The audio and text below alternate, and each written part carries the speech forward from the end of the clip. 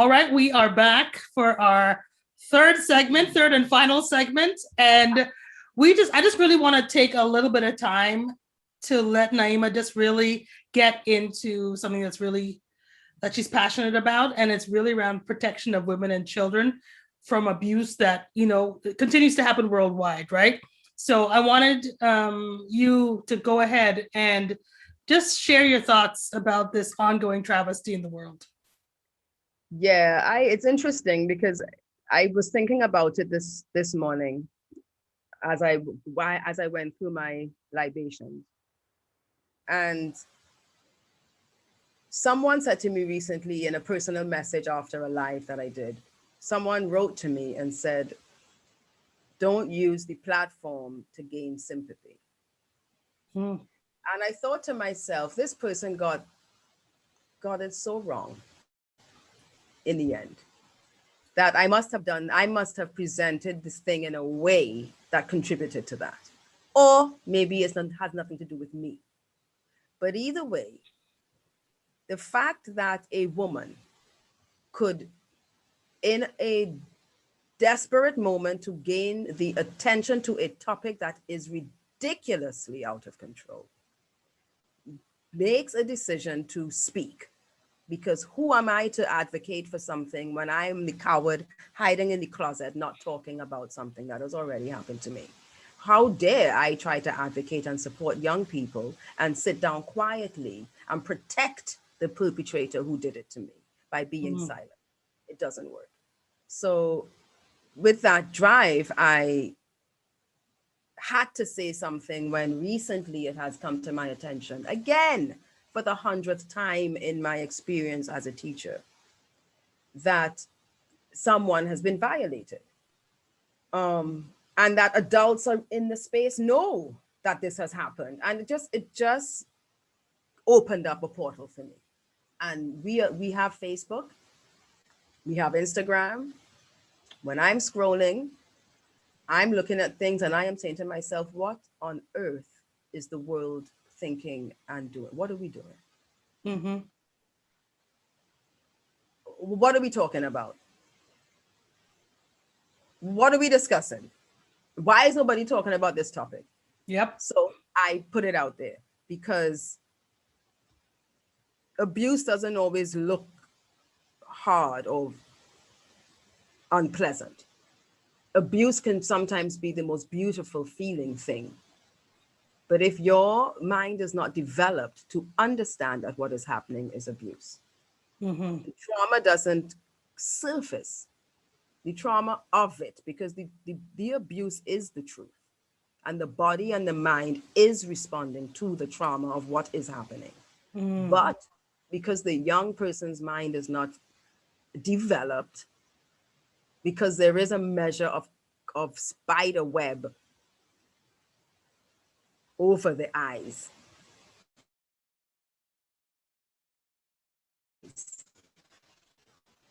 they're not able to put that into perspective and bring clarity in the lens. You're not able to do that at that age. So you can go through years of, it says my internet connection is unstable. Are we okay?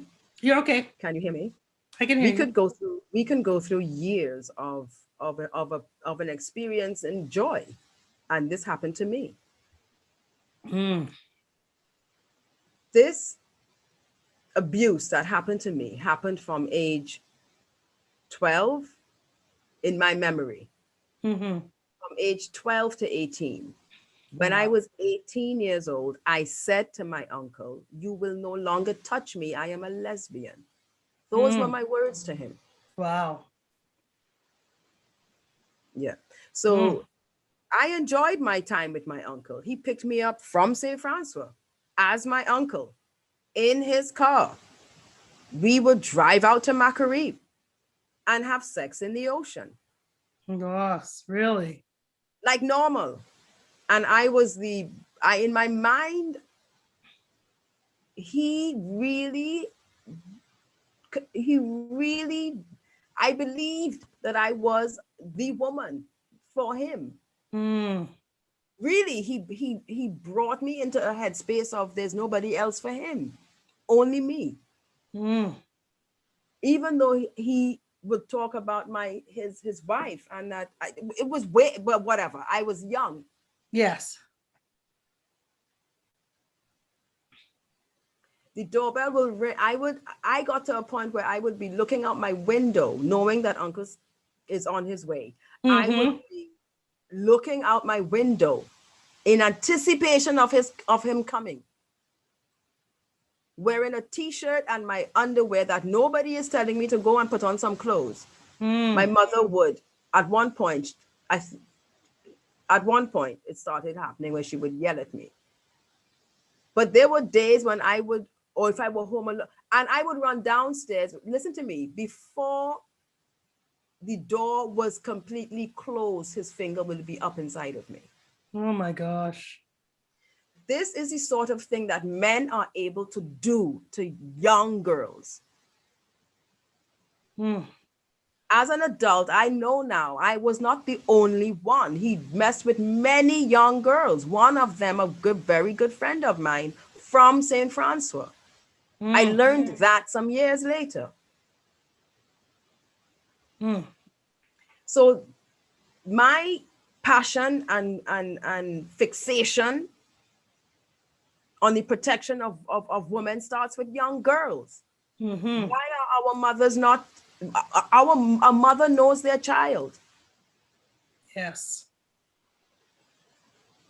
Why are mothers protecting these men? But isn't also the relationship they have with their girls, so that the girls have that ability to actually tell the mother? Because there's sometimes mothers who hear it and don't believe, but then there's others where the relationship isn't as strong, so that the perpetrator tells them don't tell anybody, and they don't know that they can trust their mother. And the truth is, my perpetrator didn't say, never. I don't really recall. I wasn't working on him telling me don't tell somebody. It was obvious to me that I couldn't tell anybody, because obviously this is not something that is right for the world, but it felt right, but it was right for us. Wow. It's not right for the world, so you don't walk around saying that. It's right for us. It's okay. We can do it. And this is the manipulation. Yes. Of a young person. Yes. And you're giving me Hennessy to drink. You're giving me money to buy marijuana. You're feeding into the vices that you can see me as a young person engaged in. Because I was, as a young person, like most young people who have access to that sort of life, and I gained access to it in the Panyard. No knocking to the Panyard life. It is what it is. At T and Tech Power Stars, Panyard was the place I received my first joint. Wow. So at a very young age, I was in the Panyard at age 13. I received a joint from an 8-year-old boy through the fence. I was playing the cellos in the back. They never knew that this was happening. So I was doing my cellos and I was smoking my thing by myself. I never needed a posse. So nobody knew really what I was doing, but he knew. So the abuse, it comes in so many shapes and colors and textures and all of this, that by the time the person is through their adolescence and their brain starts to function with a little more clarity about the world, by the time that happens, you've already got that perpetrator has already had his way with you for umpteen of years. Gosh, man. So in terms of abuse, from the message to any young person, particularly a primary school, secondary age young girl or boy. Yep. Speak out. Say something to someone, because nobody around you is protecting you. The adults around you are not seeing you. So you have to wave the flag. If you want it to stop. I didn't want it to stop. It's very awkward with me because it was not aggressive. Yeah. It was something that I looked forward to. when I got to New York City, and at 18, when I said those words to him, and I was still in Trinidad, I said those words to him. By the time I got to New York City, I was about 21 when I got to New York. That trauma of what occurred all those years started to kick in. And my life, I swear, I went through about 4 or 5 years of total stress, not knowing who I was, how I just didn't know. Finally, I got myself into therapy, to see a psychoanalyst specialist, and she really helped me. But how did it manifest itself? Was it just thoughts? Was it, The aggression. Well, first of all, I was always a tomboy, but I did have my femininity in play in myself. I always I was never a girly girl, but I was never trying to be a man. What happened, the way that I dress, that I started to dress, had to do with not wanting men looking at me. I wanted to be invisible to men. So short of wearing a burqa, I went into butch stud world. Now you see people and you judge people, but you don't know people. Yes. Somebody says, Naima, are you a lesbian? I would say, I don't know. I know I live a lesbian life because I don't wish to be around men. I don't trust y'all with your penises. I just don't. You have no behavior. You have no self-control. And if I am looking like one of you, unless you're gay, you shouldn't be looking in my direction. Right. So this was the mindset. Yeah. The coping mechanism. The coping mechanism. Wow. So until we start talking about our stories, young people trying to figure things out, they don't know what the hell is. I didn't know what was going on. Yeah. In New York City, I'm getting bottles thrown at me by thugs, me and my girls, because we're dressed hardcore, butch. Now, I don't know their stories. They have a reason why they're doing that, but I'm not going to judge them. Yeah. I have my reason. I understand. I didn't understand it this way then. Yes. And I could look back in my life and I can say, well, clearly, this is what's happening here. So now I am cool with dressing sort of like a stud. When did you recognize the transition that you felt more sure of yourself, and was there ever a part where you let that go, or is it still with you today? The part of be very that specific. the 18-year-old, that 12 to 18-year-old, did you shed that skin and let it go, or is that a little part of it is still on your shoulder? No, you can't let it go. It's your life, eh? That is correct. Your life is comprised of so many experiences. This is not about letting them go. It's about understanding that they were experiences. Yes. And that's all they were. And you cannot, it doesn't serve you to hold on or let go. It just serves you to understand that they were experiences. And what were the mind shifting lessons out of the experiences? Correct. So I don't have any reason. I'm not holding guilt or stress or pressure or pain or nothing. I just know what it is. It is what it is, and I can talk about it now. Yes. You know, the gremlin, when my mom passed, the gremlin, and I am the one that made the phone call to say your sister has passed. The gremlin is asking me if I forgive him. Yo, it's not about you, dude. It's not about you. Yep. So if you need an answer to that question to soothe your soul, you could wait till you die. It's not about you. Whether I forgive you or not has nothing to do with you. Yeah. Because you found God and now you have girl children. Now you're boomsy doing this and you're worried. You're coming to ask me if I forgive you. Why don't go publicly and state it and ask, don't come quietly when my mom died to come and ask me nonsense or anything. No. All these men are out of control. Yeah. Yeah. It is just so Heartbreaking. It is And heartbreaking. a lot of women create these from boys. You are creating these men Mm. because you are not doing what you need to do. But how much of that is the father's role?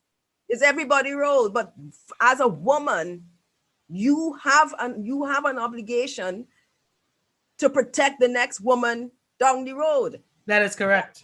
By checking in with you, how you're raising your son and what is happening around, what's the dynamic.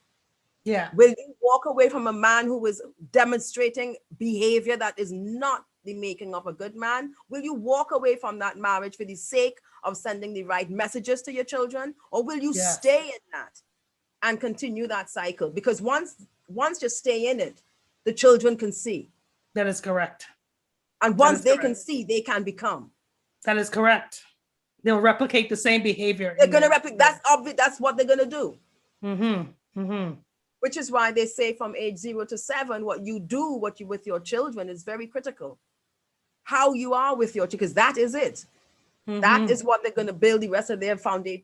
That's their foundation for life. Yeah. Yeah, it is. So it's something that this makes me crazy when I either see a story in the news or read a story in paper, or even, even when I was in Africa, I'll tell my little story. I was lucky to go with my client several years ago. And we went to Sierra Leone, and one of the places that we went to first, they dropped us off, was at this wonderful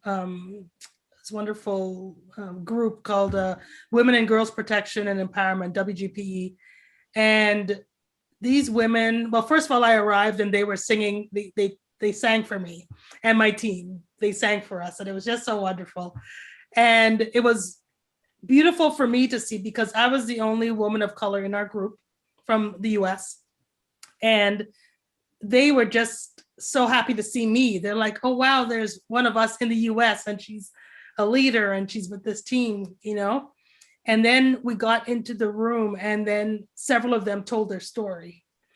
And to just hear them talk about, one of the good women, I always remember her, she said how she couldn't talk.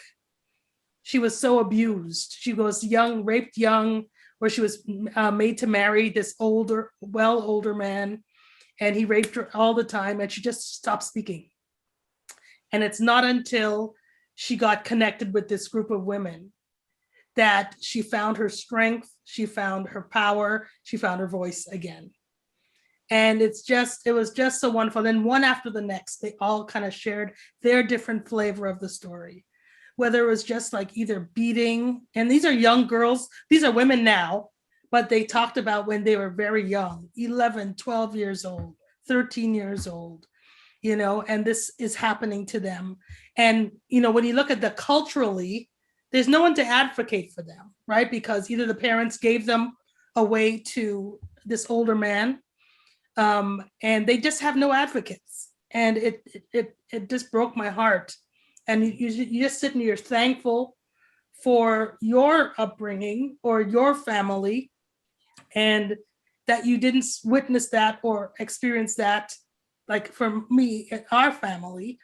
But my God, it's just, especially little girls. And then when you hear little boys talk about abuse as well, if it's one thing that would make me go mentally off somebody, it would be child abuse like that. I can't. And this is what happens to us teachers. We are out here in the field, and we are coming up against all sorts of injustices toward young people. But not in many cases, not being able to really put your finger on it. Mm-hmm.